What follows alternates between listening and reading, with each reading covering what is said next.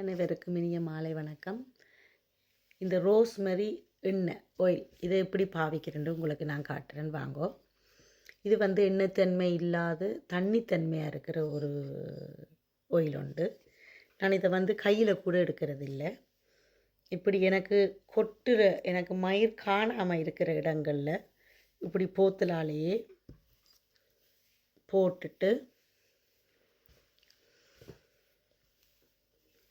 இப்படி கையால் வடிவாக நீங்கள் மசாஜ் செய்துட்டு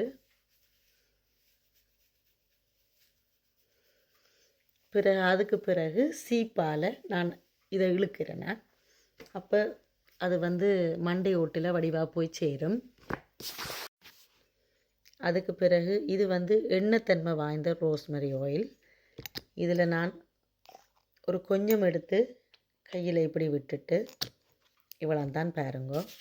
இதை எடுத்து முடிகின்ற நுனியலுக்கு இந்த மண்டை ஓட்டுக்கு நான் இந்த எண்ணெய்த்தன்மையாக இருக்கிற ரோஸ்மெரி ஆயிலை வைக்கிறதில்லை.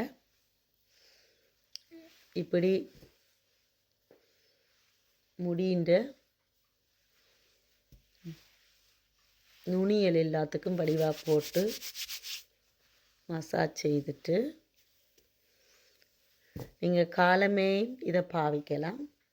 நான் காலமையில் இந்த எண்ணெய்த்தன்மையாக இருக்கிறத பாவிக்கிறேன். தனியாக தண்ணித்தன்மையாக இருக்கிறது மட்டும்தான் மண்டை ஓட்டுக்கு போடுறேன். நான் அதை விட இந்த எண்ணெய்த்தன்மையாக இருக்கிறத நான் வீட்டில் நிற்கிற நேரங்கள்லையும் மற்றது முழுகிறதுக்கு முதலும் இதை வடிவாக போட்டு ஊற விட்டுட்டு பிறகு முழுகிறேன். நான் இல்லாட்டிக்கு நீங்கள் இதை பகல்லையும் பாவிக்கலாம். வெளியில் போகிறதுக்கு முதலும் இந்த எண்ணெய்த்தன்மை வாய்ந்ததை கணக்கு போடாமல் கொஞ்சம் போட்டிங்கண்டா சரி. ஒரு சாதுவான ஒரு வாசம் ஒன்று இருக்குது. ஆனால் கூடாத வாசம் இல்லை, நல்ல வாசம்தான். செய்யலாம்.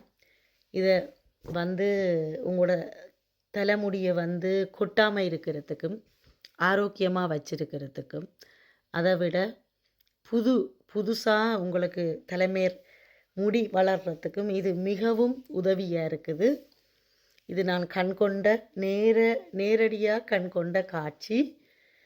அப்போ இதை வாங்கி நீங்களும் பாவித்து பயனடைவீங்கன்ட்டு நிற்கிறேன். இல்லாட்டிக்கு நீங்கள் வீட்டிலே இதை தயார் பண்ணலாம். உங்களுக்கு உதவியாக இருக்குமென்று நம்புகிறேன் நான். நன்றி, வணக்கம்.